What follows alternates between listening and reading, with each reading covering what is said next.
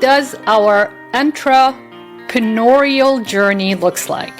Where did we get our drive and passion to excel from two newlywed graduate students to the owners of a national franchise group? This is our story on another episode of Chatting with Slava the Jordanian. Hello and welcome back. I am your host, STJ. Today, I am here with Dr. Ihab Abdurrahim. Just in case some of you did not know, he's my life partner and my business partner. He's the co-CEO of our brand, Greenwood Dental Partners, and he is the founder of our franchise group, Greenwood Dental Franchise Group, that was launched in July 2024. So, let's start with talking about our parents, Dr. Ihab, to just give our listeners and our viewers some kind of a background of how our parents thought about the concept of being an entrepreneur and whether anywhere in our childhood or while we were growing up, our parents had some influence in who we are right now as business owners.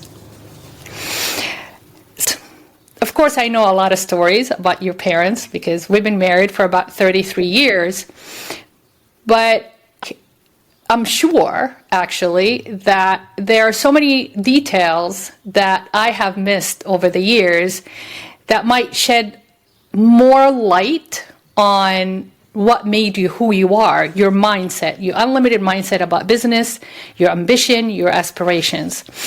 According to you, from my understanding, is your dad had many opportunities in New Jersey to be a business owner and even consequently an entrepreneur. So can you share with us and our listeners and our viewers the first opportunity that your dad had that he ended up turning it down? So thank you, Dr. Slava. But I would say the first opportunity was the taxis he purchased. And for me, growing up, my dad was not an entrepreneur. And I would say he's the opposite of that. And he really wanted me to go to college. That's all he wanted me to do is go to college and become a doctor, an MD. Mm-hmm. And with that, I believe in his mind, I'd be my own boss is what he wanted. So that's kind of an entrepreneurial, thought process. But again, he was not that way. So when the taxis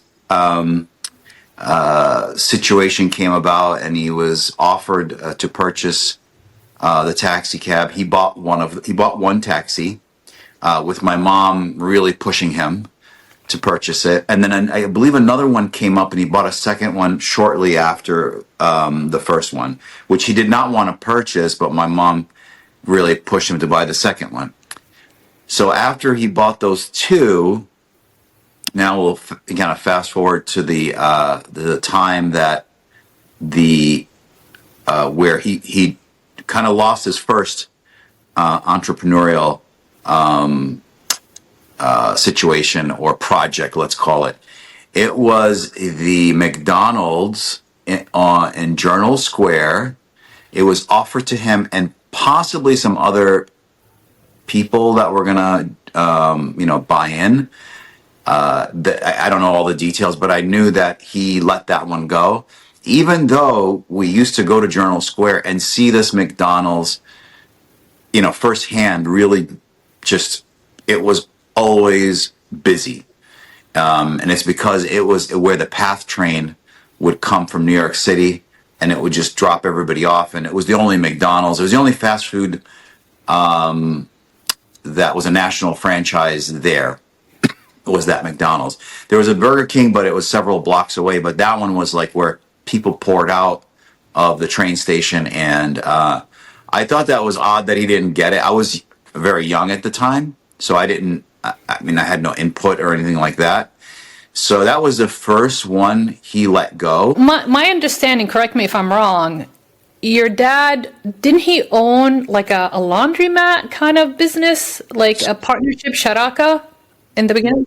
That was when we first moved here. He got into a partnership with somebody who was a friend and family, kind of both at the same time. And you know, something, you know, didn't turn out right, and he never had contract signed. And he said, I can just, let it go, and you can just buy me out. And the guy said, well, there's nothing to buy out. We have no contract. So my dad was left with the cash he put in was gone. So I think that put like kind of a bitter taste in his mouth for business, just in general. And the taxi cabs were good because he's the only owner of the cab, so he didn't have to rely on any other partners or anything like that. So I think that's why he was more. He really went for that one, for that project and that purchase. But the McDonald's is, in my belief, and what I heard was there were other people involved, because obviously at McDonald's that is very busy like that is not going to be sold, back in, I'd say, the mid to late 80s. I'd say it was early 90s. I can't remember the exact time, but it was right around that time, and it was, it was worth probably a good amount of money, that McDonald's. So he would have had to go in with several partners. And I think that's one of the reasons why he decided not to do it, because there were partners involved. And that first instance, and when we first arrived and he got into that laundromat, it didn't work out. So he didn't want to do it again and get involved with partners. That's my guess, because it was such a busy location. Would be really weird to let that go. Like, I don't know how to explain it, but it was just, thousands and thousands of people pouring out of that train or going to the train. And then so many people walked in that area because there was a lot of, companies, and there was a school there that was PS number 11. That was the, I'm trying to remember the name of the school, but that's that's the school I went to 7th and 8th grade. For my middle school. It was the Martin Luther King Jr. School. So you had students, you had everything just going to that McDonald's. But again, I think it was the partnership issue. That's my only guess. I think that could have caused him not to jump on it. So he started with the laundromat first. That got dissolved, right? And then he bought the two taxis, and he worked, whenever it's needed, but he had drivers, right? And you mentioned to me that from that revenue, he ended up paying for your private school, which is Case Western. That's where we met.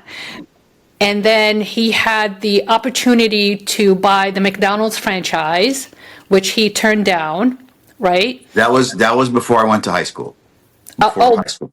Yeah. So he had the taxi cabs very early in life. Like, it was, I'm trying to remember what year he bought them. I want to say early 80s, possibly, was when he got them. And probably again the mid to late 80s, possibly mid 80s, he was offered the McDonald's, and he turned that down. And then he was offered one more thing, which he turned down as well. It was I want to say it was like a food stand at Seaside Heights. It was food, I believe, and it was one of those. If nobody's ever been to the Seaside Heights boardwalk, the way it's set up is there a boardwalk, there's the beach, and there's restaurants and places to play games.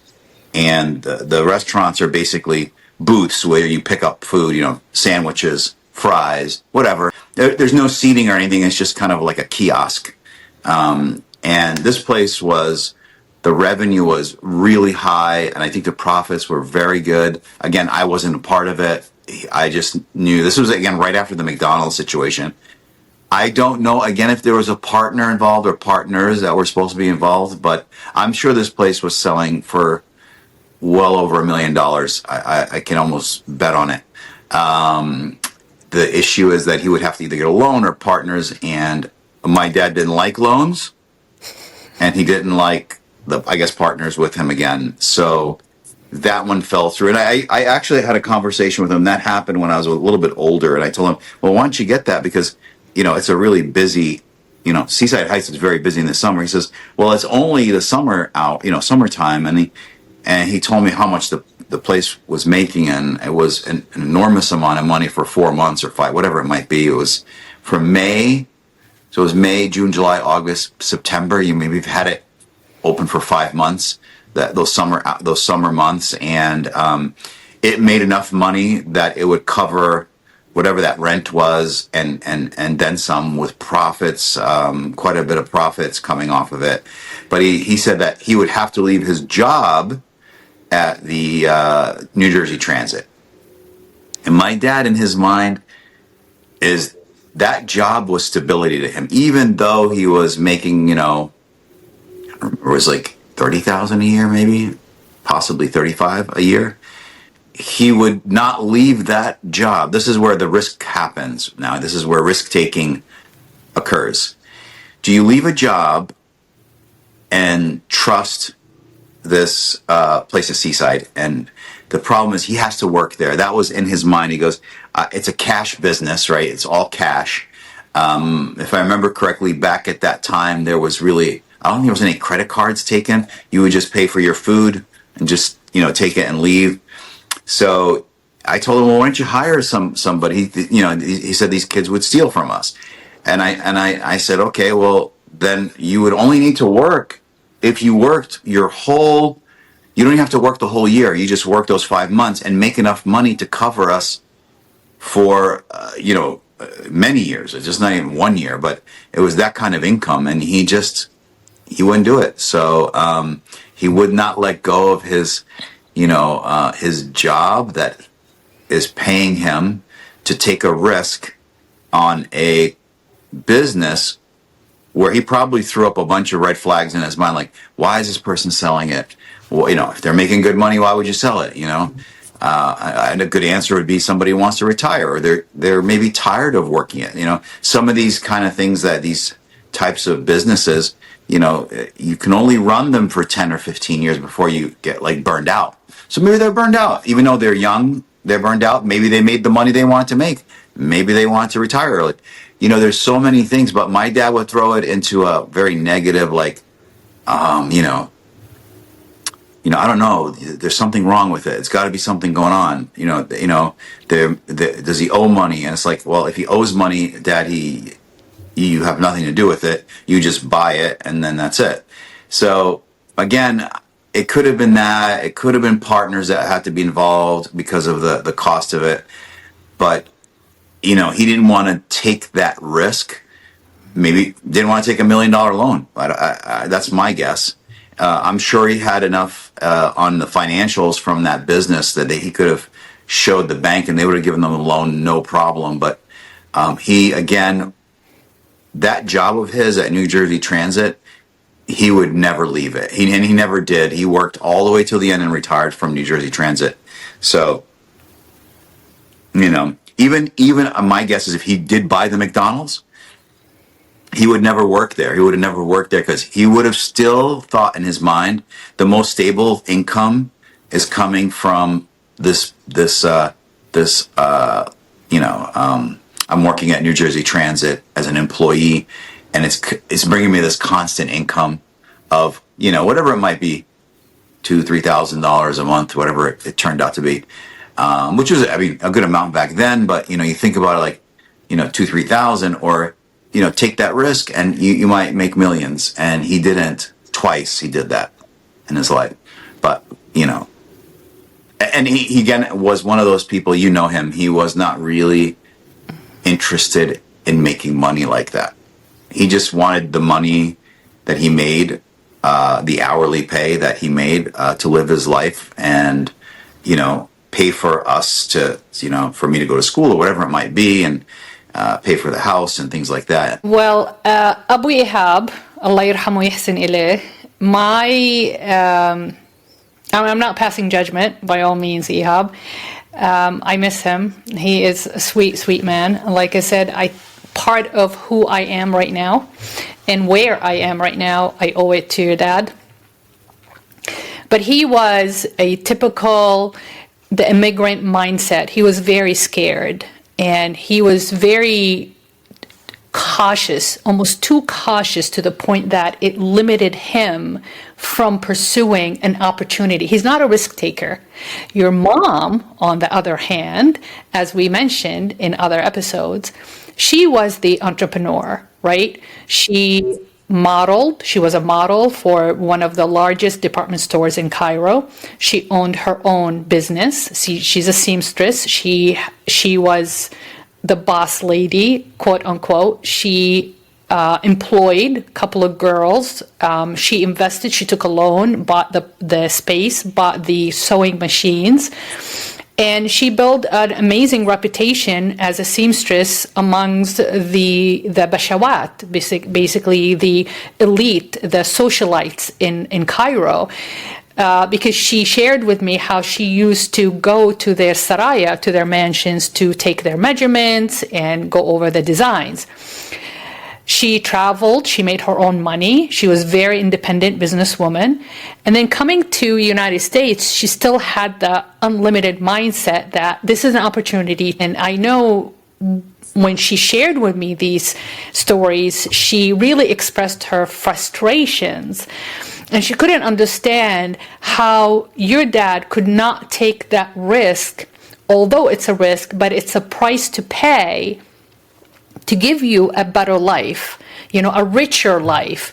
And she was driven by that. She's driven by achievements. She's driven by tasks. Your dad was more an introverted, sometimes he's task-oriented, but he was much more people-oriented, introverted, where your mom was extroverted, people-oriented, and task-oriented. So if you look at the DISC, right, the DISC, the personality style DISC, your mom was the top two, your dad was the bottom two. And that's why I think they're constantly clash when it comes to the future plans, the achievement, planning for you. And I heard it from both sides. I heard it from your mom, her version, her perception of what happened, and I heard it from your dad, the perception of what happened. The first time I heard about this is from you. I had no idea. So when I got comfortable, got to know your dad as we shared our train ride back and forth when I was in dental school from Mattawan into Hoboken, and then I continued to New York City. So those are precious times, and that's when your dad was, in my opinion, the most vulnerable I ever seen him. He really poured his heart out. He used to reminisce on all the stories in Egypt and how he came. And then I got a little bit more confident. I start asking him a little bit detailed questions like, so why you didn't do this? Why you didn't do that? And that's how I came to the conclusion and with my judgment as far as their personality style. And your dad was very cautious. He was very meticulous, even with his social circle. When I lived with them and the people that we socialized with, specific people, he had his circle of trust. He did not expand that circle. He was very, very generous, very hospitable, in his home. But he will not invite other people beyond his circle of trust. But those guests sometimes will bring people with them to the house, and he was fine with that because he trusted that circle of trust to introduce more people into his home. As far as your dad is concerned, you got to show a record that you are trustworthy. If you don't show a record of trustworthy, you get canceled. You definitely. So he gives you one chance, two chance, third chance, you're 3 strikes and you're out. Your mom is very different. Your mom was so forgiving. She was happy-go-lucky. She didn't have doubts. She did not hesitate. Right. Your dad is very meticulous. He liked change, but it was controlled, calculated change. Where your mom loved change. just like you, and you remind me a lot. I always tell you, you walk on water. Your mom was exactly the same way.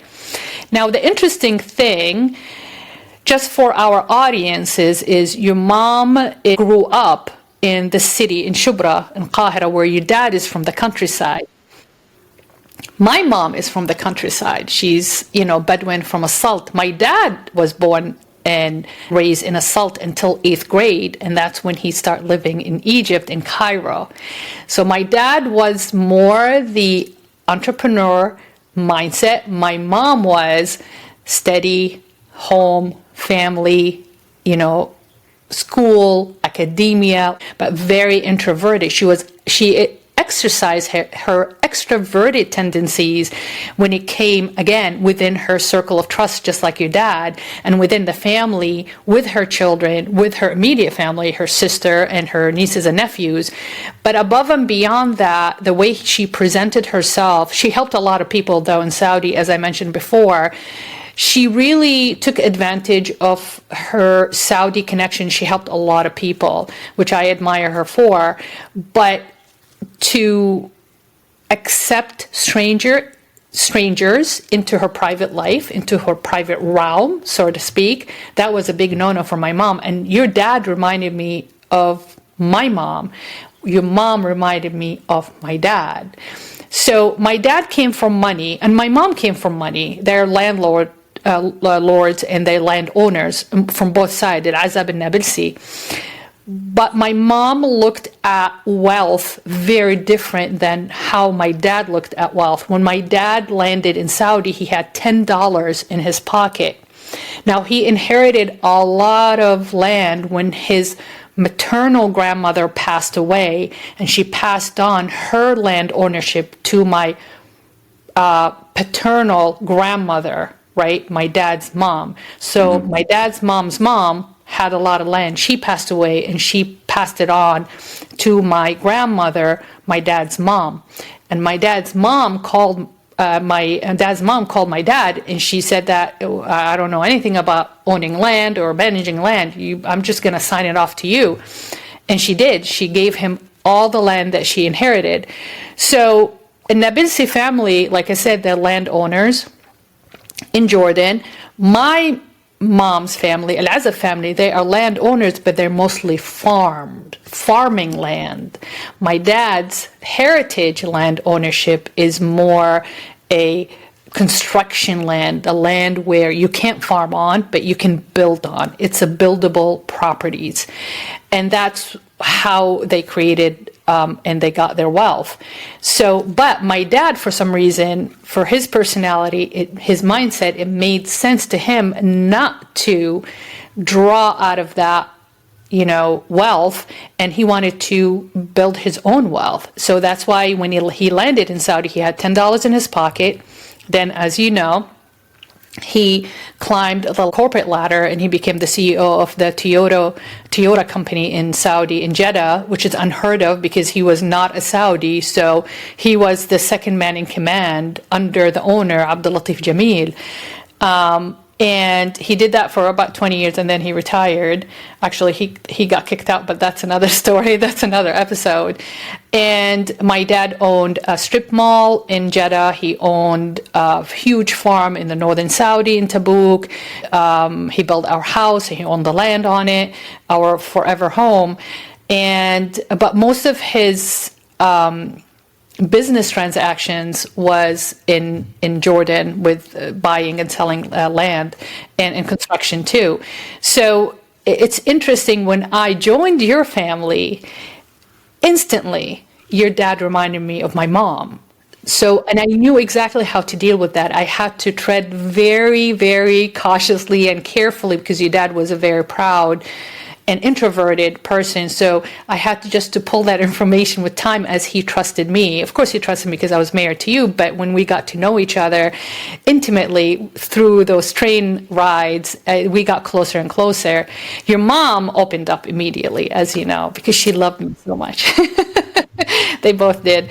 But your mom was constantly pushing for that, and even when I was in dental school, she kept reminding me constantly, you're going to own your own business, right? You're going to own your business, right? I can't wait until you open your own al-iyada, right? The clinic. I can't wait. And she'll pray for me and she wish me the best of luck. So that's her entrepreneurial mindset. It's unlimited, whereas your dad was very limited, introverted immigrant mindset. Your mom was fearless, as you know. So she's like, what's the worst can happen? You can try. If you fail, then you try again. Your dad, failure is not an option. If you fail, it's staining you. You don't have a good reputation. People are not going to trust you because you have failure on your record, right? But moving on, my question is, how did that impact your own personal entrepreneurial mindset? Now you are the co-CEO of 3 branches of Greenwood Dental Partners, and you just launched your franchise in 2024. I mean, we went from, 2 newlywed graduate students to this. How did it impact your mission to achieve everything that you've achieved? So, again, leaving college, going on to grad school, I never even thought I would really own any business. I was at that mindset that I was going to be working for Evans forever. And it ended up that I didn't. And I opened my own lab for a little while. Somebody had purchased it. So it was just kind of evolution of me kind of trying to find my entrepreneurial goals and my niche, basically, where I would fall into. I ended up joining Greenwood Dental in 2016, 3 years after the national office was open. And I felt, oh, this is something I really want to do. This is a lot of fun. I enjoy it, and I learned a lot over those years. And that's when I said, hey, let's open up another one, a second location. We opened up Burlington. And then post-COVID in 2022, we opened up the Hudson office. So we have the 3 offices. And in my mind, when I first, got married, I never even thought I would do anything like this. And I ended up having my own lab and then doing the dental offices with you. So there was a lot of different projects that I was involved with entrepreneurially that I would never even have dreamt it, 25 years ago. Where do you think your drive came from? If you can dig a little bit deeper for us and say, okay, this is when I felt that, science, I love science, and and you're so passionate about it. But you mentioned to me that you thought back in the day that you're going to end up working in an oil company until you retire. Yes. And when did this change? So what happened was my graduate work and my postdoctoral work was on metal surfaces and kind of looking at like how these catalytic surfaces work, almost like catalytic converters in cars, just as the basic science for that. So that's all I did. And I'm sitting here thinking, I'm going to graduate, do this postdoc, and from this postdoc, I'm going to work at like ExxonMobil or BP or something like that. And we did do a project, at least I think 2 papers with ExxonMobil in, I think it was Annandale, New Jersey, if I remember correctly. And it was their research facility. It went well. It was a great experience. But when I started applying, there wasn't many of those jobs out there of R&D in a oil company. So, I just started looking and I happened upon this Evans East position in New Jersey, and I applied for it. Got interviewed, I got the job, ultimately got that position. And I think the entrepreneurial mindset happened when I joined Evans, because I started doing science, but it was a contract lab. So it's not just doing basic science, you're doing the science to answer a question for a client. So I started thinking more business-like, because we have to kind of, we run samples, we send out data for these clients, and you get paid for that data. So it's a service that they're paying for. And so this service, it's basically a service industry, right? I'm in that laboratory. So we would, again, run samples, send out the data and the reports, client would pay us. And our goal at the company was to increase revenues, right? This is where it started to become interesting for me, because we did some research projects with the boron analysis that you know about, that I did with Evans. That became a big driver for the Sims Group for many years after that research that we did. So it was a multi-million dollar revenue stream. It worked out really well. Again, all this was being built in Evans. Maybe I had some thoughts of my past, watching my dad, let go of opportunities. But here I was like, okay, I'm going to end up learning this business. And I did. I learned that business. I went and gave presentations all around the world, and specifically to clients in Asia. And again, it wasn't really entrepreneurial, but it was very business oriented, versus if I was in a laboratory working in the, ExxonMobil. I'm just doing this project maybe at ExxonMobil and then trying to find answers for the company, and I'm not involved with the bigger picture of the company. Here at Evans, and when I was at Evans, I was involved not only with just running a sample, they really got me involved in the business of analytical services as a whole, and as my division, the Sims division. But once I learned my Sims and I knew it very well, I started looking out at the different groups that we had in our company. And that's where I started thinking, I can help our clients and, utilize this instrumentation or this instrumentation, and that would help them solve a problem. And that's when I started thinking more globally in the analytical field. So, and again, it was not only analysis, it was understanding the business of analytical laboratories and how it helps clients. And these clients, of course, would pay you, and that revenue would come in, and profits and things like that. So I really got a good grasp of business in Evans is when I first really felt it. And that's where my mind clicked, and I go, this would be, I think I can actually do my own thing if I ever kind of wanted to do something different.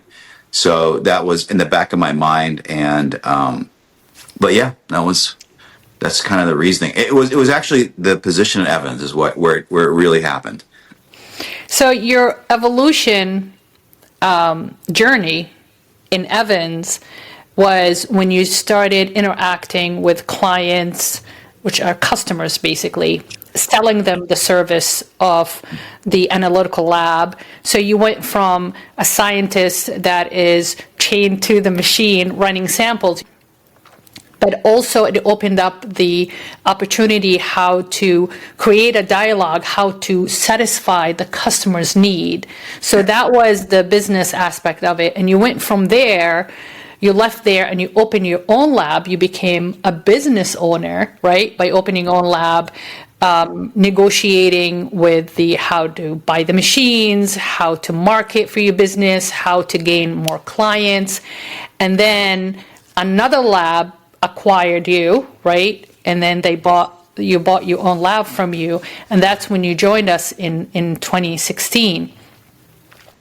And here we are, July 2024, you launched the franchise group, and we are at July 2024, yes, and we are in 2025. Have to get my dates straight because things are moving so fast. So share with our audience, what is the goal of the franchise group? You did share with us the inception of the idea of the franchise and why, because you believed in the model and you believe that, our model is a very successful business model. But, how big was the document? How long did you work on it? And what is the challenges right now that you are experiencing as you try to market for that franchise group, and how much has changed? So the federal disclosure document, which really kind of dictates pretty much any franchise. So everybody has to, whoever's going to create a franchise has to create this FDD, right? And it's about 250 pages or so. And worked with an attorney on it for almost 2 years, on and off, because it's just such a large document that, it takes quite a bit of time to create it. And there aren't really any documents to use as a guide for a dental franchise, because I think if I remember correctly, there's only like 2 or so other franchises in the nation. I don't think they're even active anymore. They have the locations, and I don't see that they're adding more locations. So I think they're kind of at a steady state. But my thought was, we have this really great model, and wouldn't it be great to see other Greenwood Dentals open across the nation or across the globe? It's not just national, it's international too. So how can we get that same service we provide our patients here and spread that out across the United States to other dentists?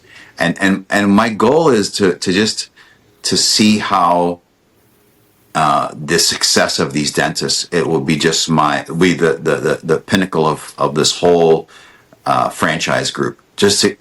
It's just my interest, and it's fun to see this grow, and that's what my goal is, to watch the growth and to help these dentists and these business owners become, to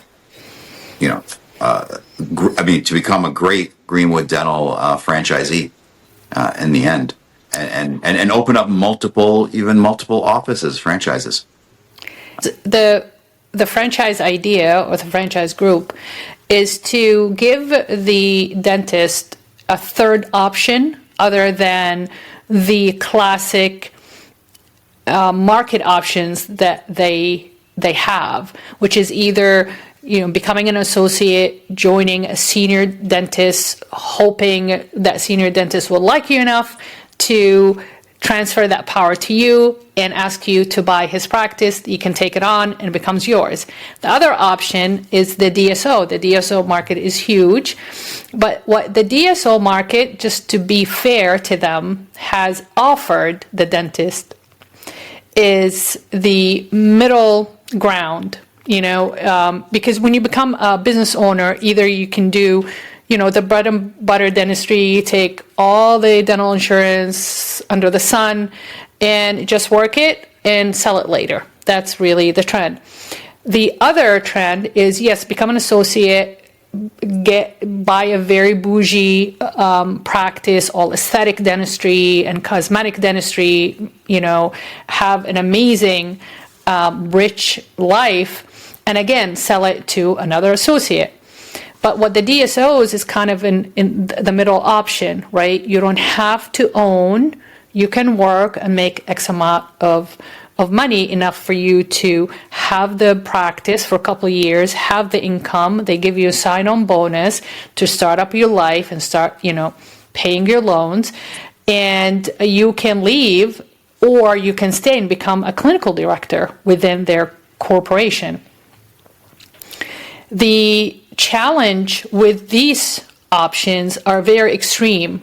You don't have a full autonomy of your practice, you have to wait for the senior dentist to give you the green light and their blessing to buy the practice, or be under the mercy of the DSO, which is a corporate culture.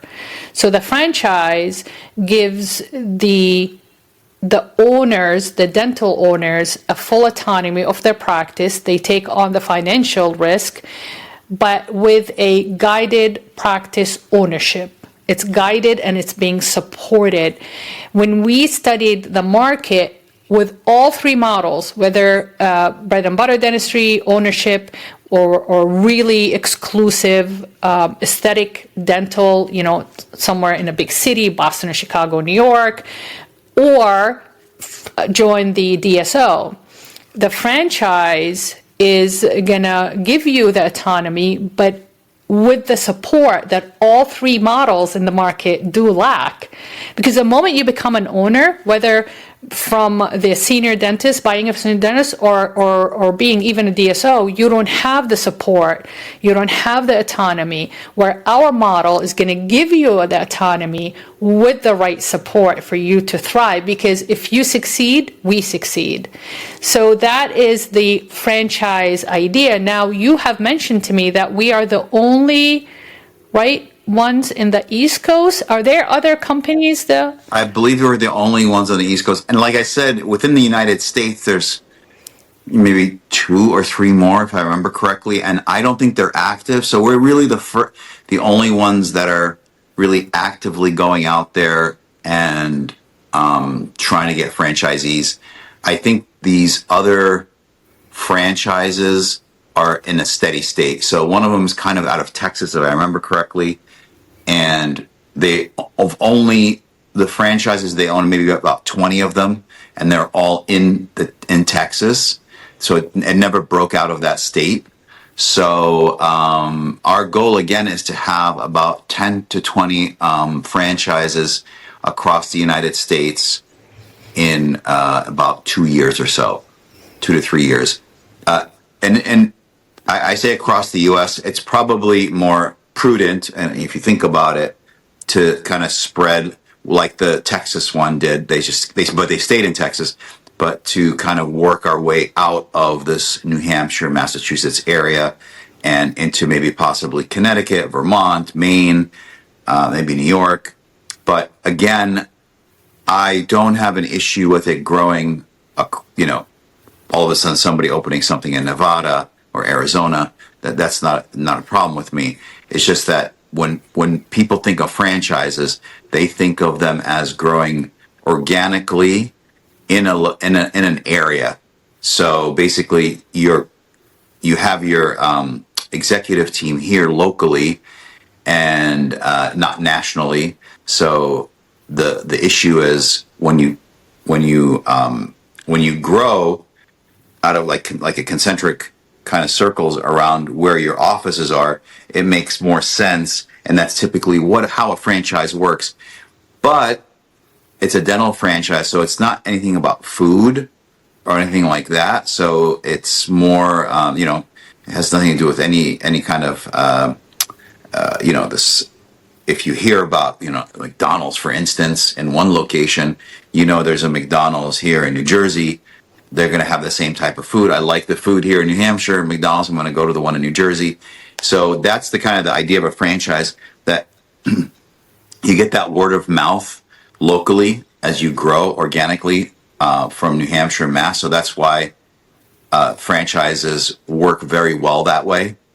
But again, if somebody approached us and said, "Oh, I want to open up one in Texas, or I want to open one in Arizona or something," there's no limitation holding us, because we can use our leveraging of our purchasing power for supplies and equipment, and we kind of know the market very well. So we don't literally have to have another franchise in Texas or in Arizona. We can open one from scratch, first one, and it would do well because of the model itself is very strong. To clarify, we're not selling a product. We sell a service to our patient. But our franchise group, what we're selling to the dentist is the guided support to own a dental practice and to be able to grow for sustainability. Because again, it's scary taking the risk, the financial risk in owning a business. What if I get stuck? I can't troubleshoot things because I never owned a business before. So that's where we come in as as the support system for the dentist owners. So I have a question though. How did you figure out what to do? How did you know what to do as far as, now we are trademarked, right? Our franchise name, and you're just waiting for the logo, right, to be trademarked. How did you figure out the steps? I know you have the talent of thinking outside the box, and you're very analytical, and you're very good at research. Sometimes you go down the rabbit hole, but it benefits you and your purpose. But I always wondered, I won't even know where to start. So, again, when I started in 2016, wasn't even a thought in my head, but the model again was very good, unique. That was the big thing. It was a unique model that I had not seen in the industry. I mean, you own Greenwood Dental, you own Hudson Dental prior to Greenwood Dental, and it was a run of the mill. Dental office, it did great.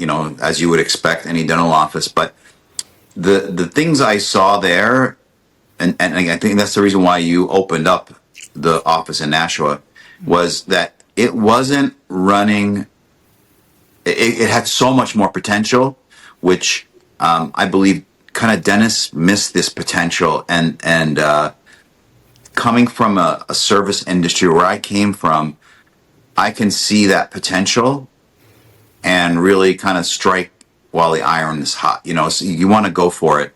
And I believe my thought is that when I saw this model of Greenwood Dental, I said to myself, this would be really interesting to open up a second office. Let's see what happens. So we opened up the Burlington office, and it did well. And I said to myself, okay, post-COVID, I said, well, Nashua is really kind of busting at the seams. We need another location that would help alleviate the pressure, and we couldn't get one. We couldn't expand the Nashua office, so we said, well, let's open up in Hudson. And we found this location right there in Hudson, right on Lowell Road, and it's doing very well. Now the next step would be to open up a fourth location, and I just think that for us to do that, we would need more, we need partners, things like that. And I said to myself, well, we had we had various offers from DSOs to buy us out. And I said to myself, what if we were to open up create a franchise where I don't have to go specifically and buy, rent another location and build it out. And I said, what if I can do that and help another dentist do that?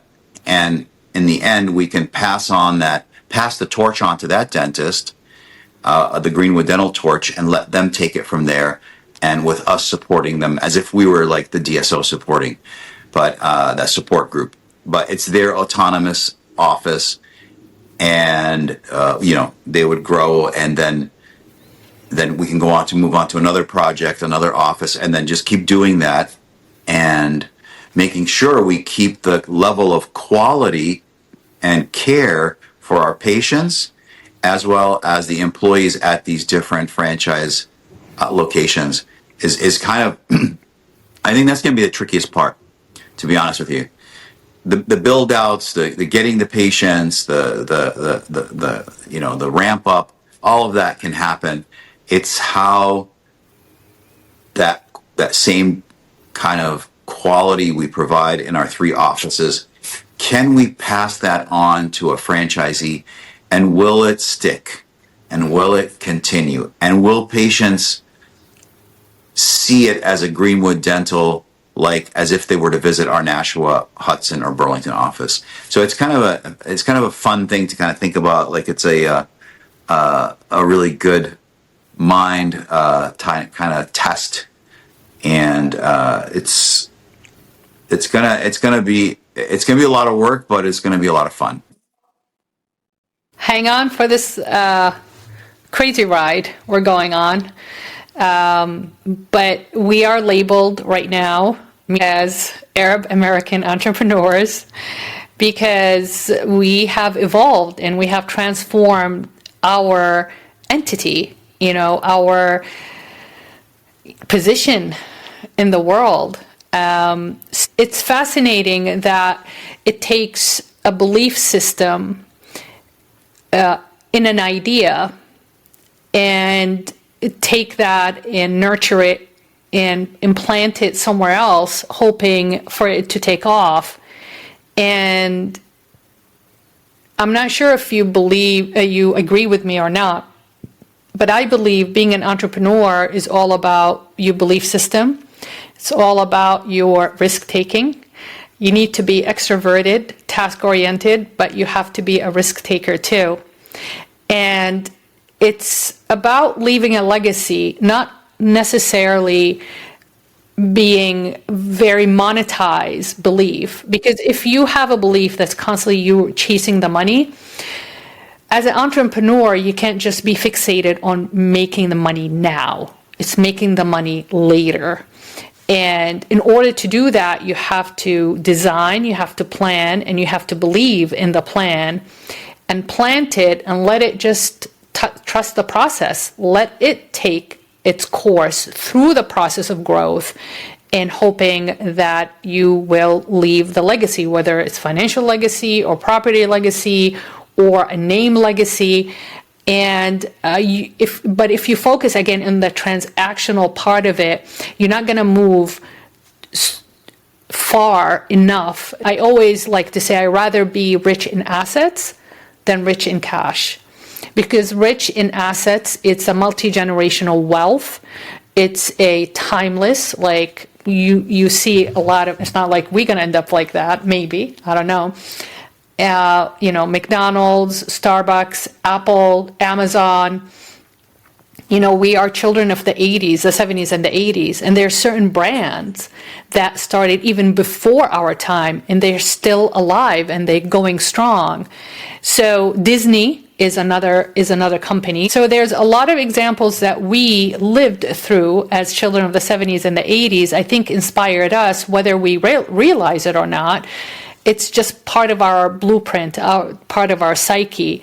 It's personally, that's where this passion comes from, that when I think about us as a company, as a franchise that may spread and could spread across the country, and maybe, like you said, international, I want to make sure that the model is sound enough that it is a multi-generational model that can be practiced over and over and over again. Also has the potential to evolve and to accommodate the change of time too, just like the examples that I gave you.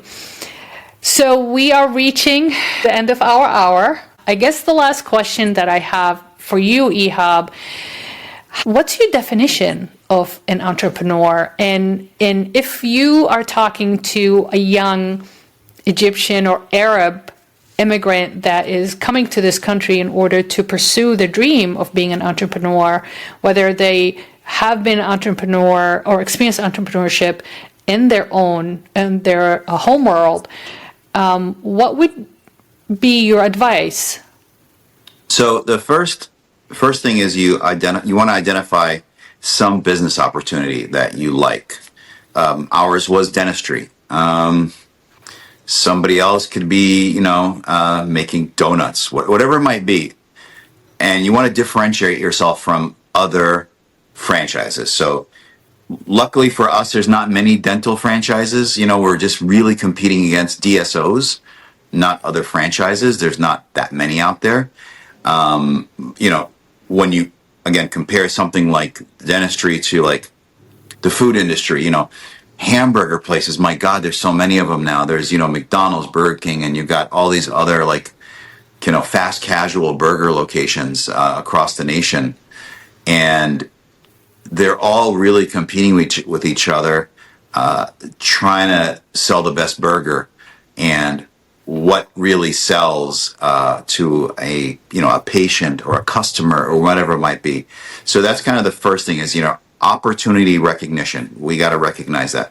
Now, the innovation part is the part where you want to think about like, how are you going to make yourself different? What is new about you? So for us, again, we're a little luckier. There's not many of these out there. So it is kind of a new concept in a way. And then the next step is, are you ready to take a risk? All right. I'm talking to Arabs that are out there, wanting to open up their own business. Now, it's a risk that has to be taken, financially. You might have to risk time. You might have to spend a lot of time at this business that you start. So it's these risks that you take. You have to weigh something called a risk reward, right? So you take these risks and then you are thinking about these rewards you get at the end. So, and then finally, if you weigh this, you have the business idea, the opportunity, you have this, a very innovative, type of business. And then you have this ability to take on risk and not get scared from the first thing that happens. It's very important that you don't, and just stay focused. And I think that business that this young Arab entrepreneur would be able, I think, to succeed without a problem. But again, it takes. I think risk is probably the biggest thing, not just the idea, but the risk you're going to take financially and emotionally, and the risk of, you're not going to be spending time with family as much in the beginning when you're opening up this new venture of yours as an entrepreneur. So yeah, that's kind of my I'd love to talk to whoever, out there, just any business that somebody has. I probably can walk them through the idea of the business. Maybe I don't know about it very well, but I can probably look at financial plans and revenues and projections and things like that, and let them know whether the business probably will succeed or will need some modification to really make it. As a reminder, we never went to school for this. We went to school for a professional career. Dr. Ihab has a PhD in physical chemistry. I have a DDS degree in dentistry, and life taught us this. And what amazes me is a couple of things: that you taught yourself certain things, Ihab, by mastering an unlimited mindset, by eliminating limited beliefs. So difference between you and your father, Abu Ihab, Allah yarhamu yahsin ilayh, he exercised that limiting mindset. You didn't. So you taught yourself the business, how to look at the business, the finance, how to get the loans. Like just watching you, even when we opened our first office, how you navigated through the negotiating the equipment, the supply order, the insurance negotiation codes to make it better. You're constantly looking, how can I make this better? How can I make this better? You're constantly evolving. You're constantly growing.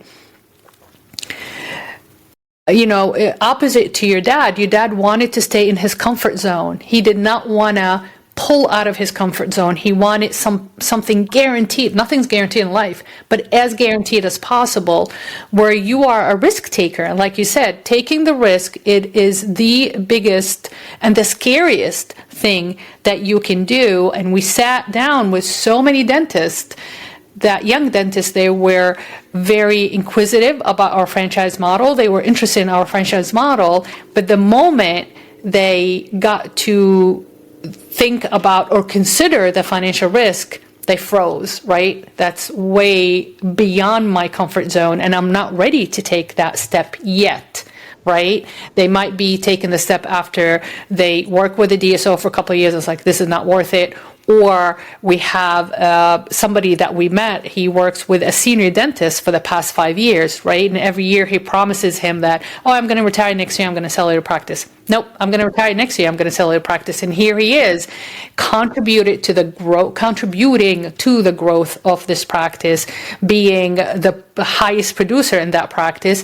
But every year, the senior dentist will pull back from that idea of selling. It's like, no, I'm not ready to sell, maybe next year. And he's stuck in it. The longer he stays in that position, the more he's going to invest his hard work and effort. And you know how dentistry is so demanding on your body.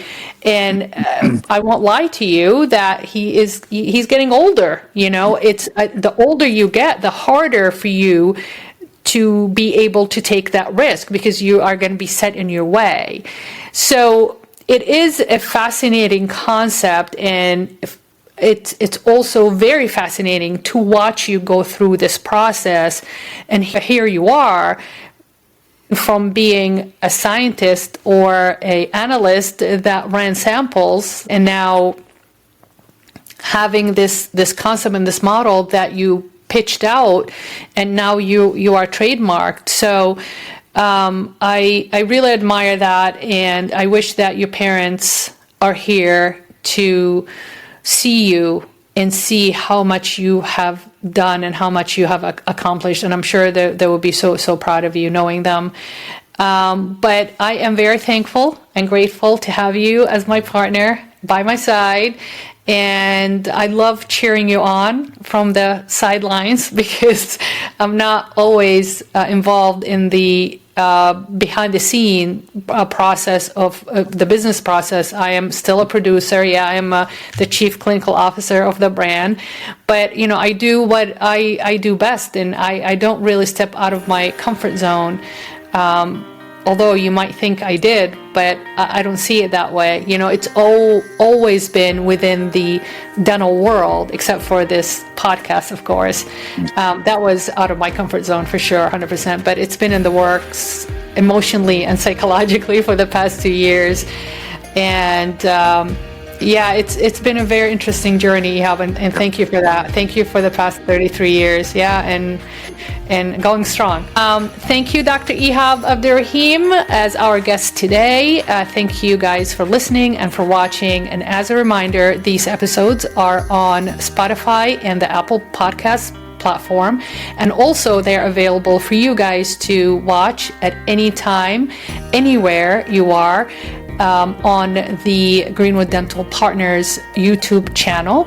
These episodes are uploaded every single Wednesday, so please like and share and hit the notification button so you don't miss any episodes. And if you think of any stories that we'd like to listen to, any topic that you would like us to discuss, please leave your comments below, and we'll be very happy to address. I hope you enjoyed this episode, and I hope to see you next time. This is Slava, the Jordanian.